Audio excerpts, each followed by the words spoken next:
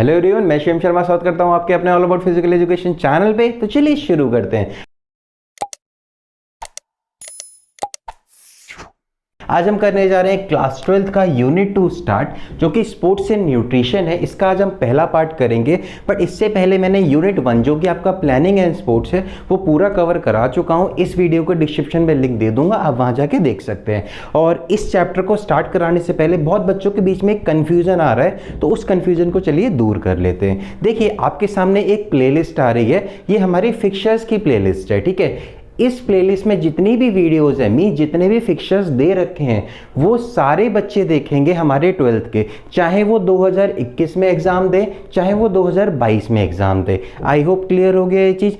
अब बात करता हूं, ये सेकंड प्लेलिस्ट जो आपके सामने आ रही है, ये उन बच्चों के लिए है जो 2021 में एग्जाम देंगे, मीन्स जिनका रिड्यूस सिलेबस है। ये वाली प्लेलिस्ट कौन सी है? रिड्यूस सिलेबस के अकॉर्डिंग है, आप देख सकते हैं। अब इसके बाद में ये सेकंड प्लेलिस्ट जो आपके सामने अब आ रही है, ये वाली प्लेलिस्ट उन बच्चों के लिए है जो 2022 में एग्जाम देंगे। आई होप इतना क्लियर हो गया ना। इस प्लेलिस्ट के अंदर जितनी भी वीडियो हैं वो सब आपको देखनी है, और वही आपके कंप्लीट लेटेस्ट सिलेबस है 2022 के बोर्ड एग्जाम्स के लिए। इतना क्लियर हो गया? तो चलिए अब हम शुरू करते हैं। आई होप कंफ्यूजन क्लियर हो गया होगा, और नहीं हुआ हो तो प्लीज आप कमेंट बॉक्स में पूछ सकते हैं। और अगर वीडियो अच्छी लगे तो please like, share and subscribe जरूर करिएगा चैनल को। तो चलिए बिना देरी के शुरू करते हैं। पहला जो हमारा टॉपिक है वो है बैलेंस डाइट। देखिए, दो वर्ड से मिलकर बन रहा है, एक होता है हमारा बैलेंस और एक है डाइट। तो बैलेंस का मतलब क्या होता है? अगर हम नॉर्मल भाषा में बोलूं तो बैलेंस का मतलब होता है करेक्ट प्रोपोर्शन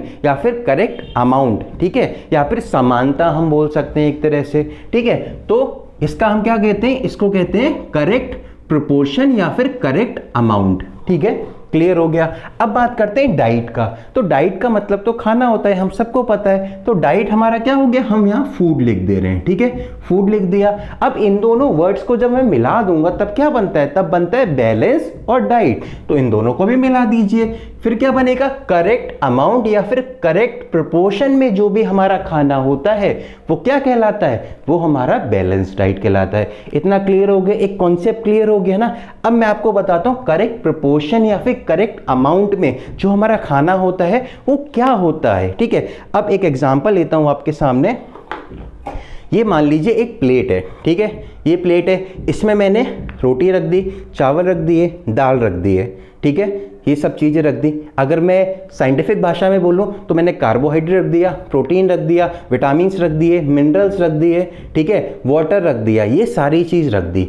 अगर ये बच्चा है वैदिक हमारा, इसके हिसाब से, इसकी बॉडी की रिक्वायरमेंट के हिसाब से जो भी खाना रखा गया है इसके सामने, या फिर इसकी प्लेट में जो भी खाना रखा गया है, अगर वो इसकी बॉडी की नीड के हिसाब से रखा गया है तो वो डाइट इस बच्चे के लिए क्या होगी? बैलेंस डाइट होगी। इतना कंफर्म हो गया? क्या मतलब है? बैलेंस डाइट एक तरह की वो डाइट है जिसमें कुछ करेक्ट प्रोपोर्शन में हम carbohydrate, vitamins, minerals, fat, water, इन सबको रखते हैं, जिसकी हेल्प से कोई भी पर्सन अपनी डे टू डे की लाइफ को अच्छे से कर सकता है। तो वो उस पर्सन के लिए बैलेंस डाइट होती है। आई होप ये चीज़ क्लियर हो गई होगी। तो लिखने के लिए आप लिख लीजिए बैलेंस डाइट की डेफिनेशन। आप क्या लिखेंगे? Balance diet is a diet in which all nutrients like carbohydrate, protein, fat, vitamins, minerals, water, ये सारी चीजें इन करेक्ट प्रोपोर्शन, क्या लिखेंगे? In correct proportion for efficient working of our body, ठीक है। किसी भी पर्सन की बॉडी अच्छे से काम करे, उस चीज़ के लिए हमारी जो डाइट होती है उसमें सारे न्यूट्रिएंट्स एक करेक्ट प्रोपोर्शन में होने चाहिए। तो वो डाइट हमारी क्या कहलाएगी? Balance diet. आई होप इतना क्लियर हो गया होगा। अब हम बात करते हैं, ये 3 पॉइंट्स मैंने आपके लिख रखे हुए हैं, आप देख सकते हैं, ठीक है। सबसे पहला है एनर्जी यील्डिंग फूड, ठीक है। इसका मतलब क्या है? देखिए, सिंपल भाषा में बता देता हूं, ज़्यादा डेफिनेशन में ये चीज़ें आती नहीं है। तो अगर हम इसमें बात करें तो इसमें हम कार्बोहाइड्रेट की बात कर रहे हैं। एनर्जी यील्डिंग फूड मतलब वो होता है कि जिन चीज़ों से हमें बहुत ज़्यादा एनर्जी मिलती है, हमारी बॉडी को बहुत ज़्यादा एनर्जी मिलती है, डे टू डे के लाइफ के जो आप वर्क करते हैं वो आप कार्बोहाइड्रेट जो खाते हैं उनसे आपको सबसे ज़्यादा एनर्जी मिलती है, तो उससे ही आप वो काम कर सकते हैं। तो जो एनर्जी यील्डिंग फूड होते हैं वो कौन से होते हैं? हमारे कार्बोहाइड्रेट होते हैं। लाइक आपका हो गया रोटी, हो गया आपका आपका चावल हो गया, ये आपका एनर्जी बिल्डिंग फूड होते हैं। अब बात करते हैं बॉडी बिल्डिंग फूड। सेकंड आप देख रहे हैं body building food. Body building में आप सबको पता है जब भी जिम जाते हैं तो जिम वाला क्या बोलते हैं, आप प्रोटीन लीजिए। तो प्रोटीन हमारा बॉडी बिल्डिंग फूड है। और हम इसको एक चीज़ और बोल सकते हैं कि जो भी प्रोटीन हम खाते हैं उससे हमारी मसल्स डेवलप होती हैं, और जो भी हमारी चोटें लगती हैं, ठीक है, या फिर हमारी मसल टीयर हो जाती है, तो उसको दोबारा से ठीक करने में कौन हेल्प करता है, प्रोटीन हेल्प करता है। ठीक है, तो क्लियर हो गया। अगर कहीं भी बॉडी बिल्डिंग फूड पूछ लिया जाए तो आप क्या बोलेंगे, आप प्रोटीन बोलेंगे। प्रोटीन बहुत जगह से हमें मिलता है, मीट से मिलता है, हमें दालों से मिलता है, बहुत सारे सोर्सेज आप लिख सकते हैं। इसके बाद में डिफेंसिव फूड आता है। ठीक है, इसका मतलब क्या होता है, इसमें हमारे सारे मिनरल्स आ गए, सारे विटामिन आ गए। ठीक है, जो भी विटामिन मिनरल्स हम इनटेक करते हैं वो सारे हमारे इसमें आते हैं। आई होप इतना क्लियर हो गया। अब इसके बाद में आते हैं सेकेंड टॉपिक पे अपना, जो कि है न्यूट्रिएंट्स। ठीक है, न्यूट्रिएंट्स जानने से पहले एक वर्ड आता है न्यूट्रिशन। तो न्यूट्रिशन को जान लेते हैं। क्या वर्ड आता है बेटा, न्यूट्रिशन, NUTRITION, न्यूट्रिशन। ये जो वर्ड है इसका मतलब क्या है, ये एक वो प्रोसेस है जिसमें हम जो भी खाना खाते हैं उस खाने को ब्रेक डाउन किया जाता है और उससे एनर्जी निकाल के डिफरेंट बॉडी पार्ट में सर्कुलेट कर दी जाती है। तो उस प्रोसेस को हम क्या कहते हैं, न्यूट्रिशन कहते हैं। आई होप क्लियर हो गया इस वर्ड और इस वर्ड का मतलब। अब देखिए ये समझ आ गया।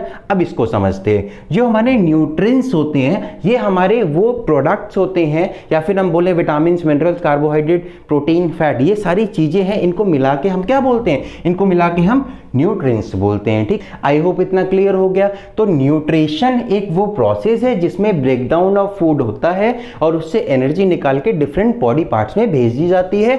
और न्यूट्रिएंट्स हमारे कंपाउंड है जिससे एनर्जी हमें मिलती है, लाइक कार्बोहाइड्रेट, फैट, विटामिन, आपका प्रोटीन हो गया, ये सारी चीजें। ठीक है, अब इसको हमने दो पार्ट में डिवाइड किया है। एक किया है मैक्रोन्यूट्रिएंट्स, एक किया है माइक्रोन्यूट्रिएंट्स। तो मैक्रो और माइक्रोन्यूट्रिएंट्स में डिफरेंस क्या होता है, कभी कभी डेफिनेशन इन दोनों की आ जाती है आपसे पूछने के लिए। तो सिंपल सा डेफिनेशन है और सिंपल सा डिफरेंस है। क्या है, देखिए ये वाली जो चीजें होती हैं मैक्रोन्यूट्रिएंट्स, ये हमारी बॉडी में लार्ज अमाउंट में रिक्वायर्ड होती है। अब बॉडी में लार्ज अमाउंट में क्या चीज रिक्वायर्ड होती है, कार्बोहाइड्रेट रिक्वायर्ड होते हैं, फैट रिक्वायर्ड होते हैं, प्रोटीन रिक्वायर्ड होता है। तो ये सारी चीजें हमारी बॉडी में लार्ज अमाउंट में रिक्वायर्ड है ना, मींस इनसे हमें सबसे ज्यादा एनर्जी मिलती है।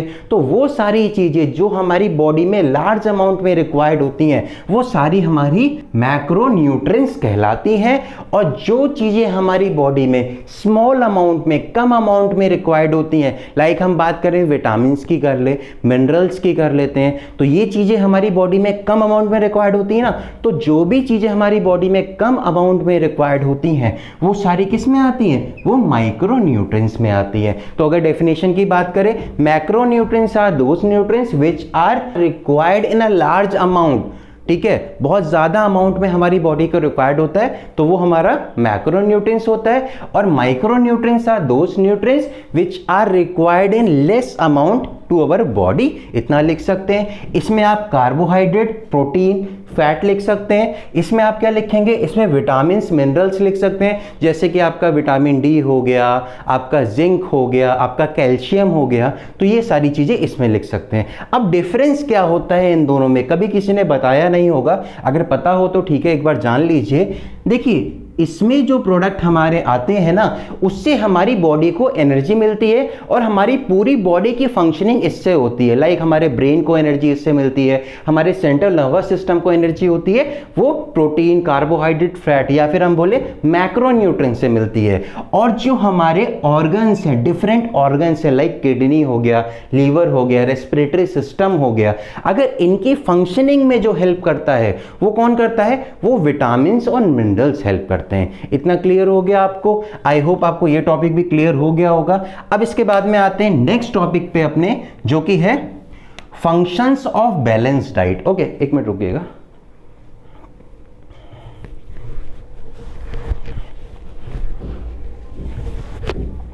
अब आते हैं हम अपने नेक्स्ट टॉपिक पे जो कि है फंक्शंस ऑफ बैलेंस डाइट। ठीक है, तो देखो functions of balance diet means हमने एक नपा तुला, ठीक है, करेक्ट प्रोपोर्शन में खाना खाया जिसको हम बैलेंस डाइट कहते हैं। तो हमारी बॉडी में उसका फंक्शन क्या है, हमारी बॉडी में अगर एक नपा तुला अच्छा अप्रोप्रिएट अमाउंट में खाना जाएगा तो उसका काम क्या होगा, तो उसको बताते हैं। चलिए, पहला काम क्या होता है हमारा, फंक्शन ऑफ बैलेंस डाइट का पहला फंक्शन है कि हमारी बॉडी को सफिशिएंट एनर्जी प्रोवाइड करना। क्या लिखेंगे, सफिशिएंट एनर्जी प्रोवाइड करना सबसे पहला फंक्शन है हमारे बैलेंस डाइट का। आई होप क्लियर हो गया। सेकंड फंक्शन आप लिख सकते हैं प्रॉपर हेल्थ मेंटेनेंस, हमारी बॉडी की हेल्थ को प्रॉपरली मेंटेन करता है। कौन करता है, बैलेंस डाइट ही तो मेंटेन करती है।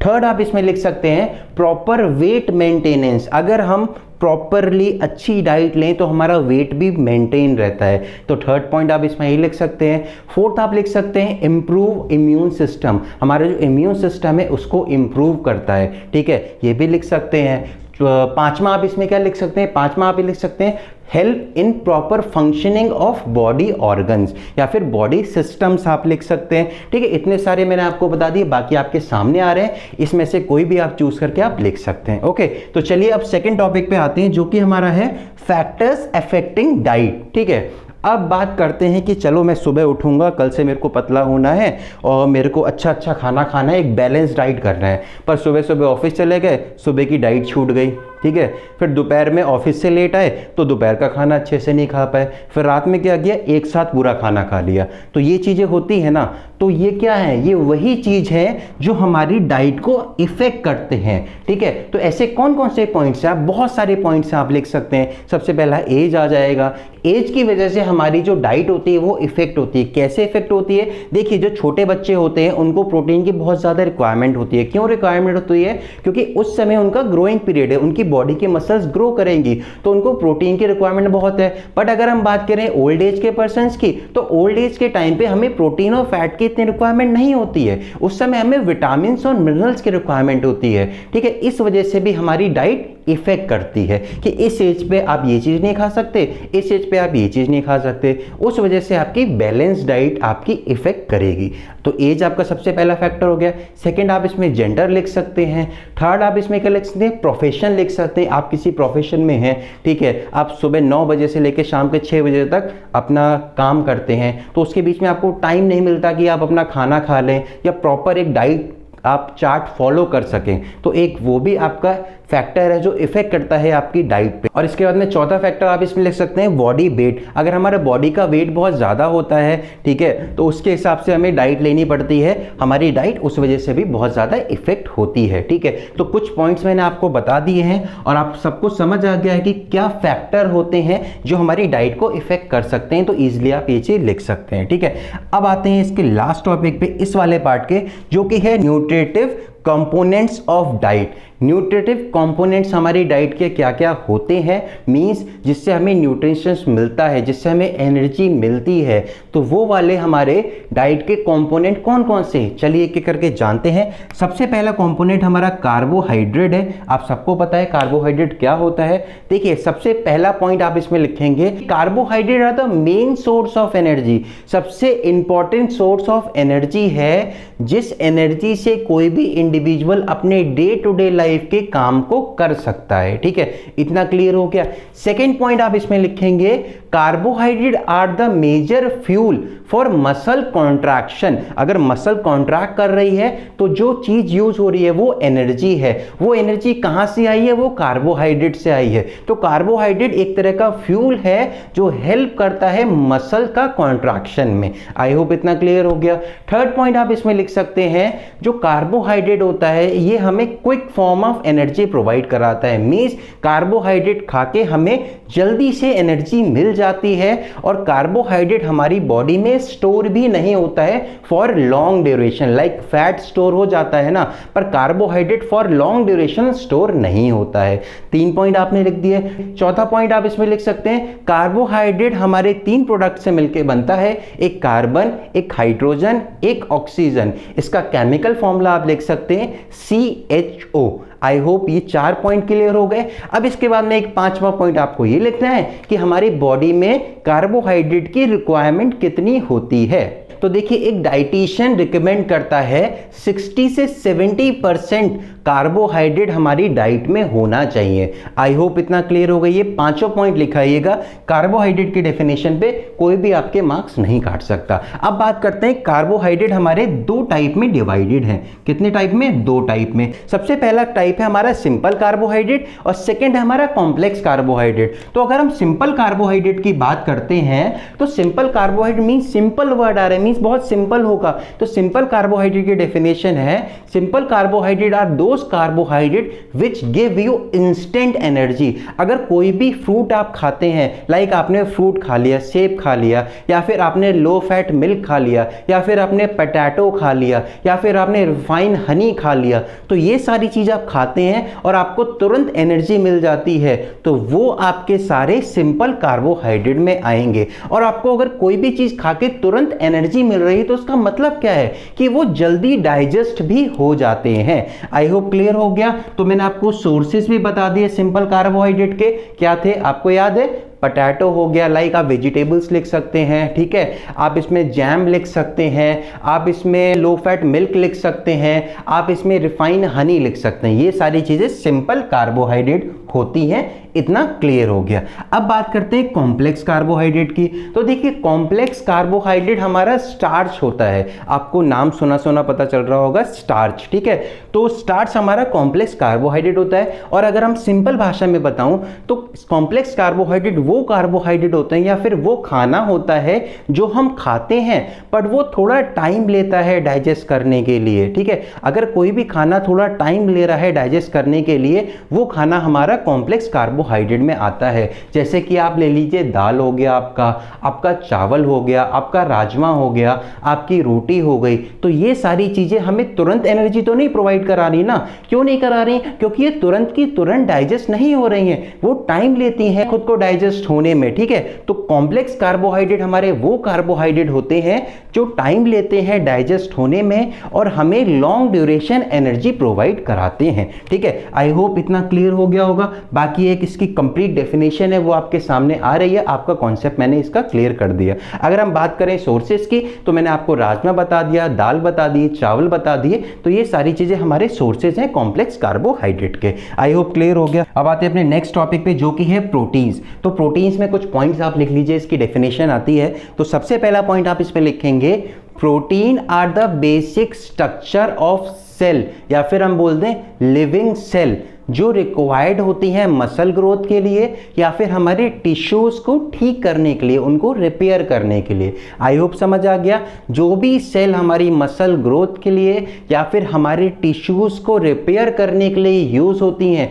उनका जो बेसिक स्ट्रक्चर क्या होता है, वो प्रोटीन होता है या वो प्रोटीन से बनी होती हैं। इतना क्लियर हो गया। सेकेंड पॉइंट आप इसमें लिखेंगे, जो हमारा प्रोटीन है ना वो हमें एनर्जी प्रोवाइड नहीं करता, बट प्रोटीन हमें एनर्जी कब प्रोवाइड करता है? जब हम स्टार्विंग करते हैं या फिर हम हंग्री होते हैं। लाइक अगर मैंने सुबह से खाना नहीं खाया है या फिर सुबह से मेरे को खाना नहीं मिला है तो मेरी बॉडी को तो एनर्जी चाहिए ना, तो वो एनर्जी कहां से आएगी? वो एनर्जी प्रोटीन प्रोवाइड करेगा हमारी बॉडी को। आई होप क्लियर हो गया।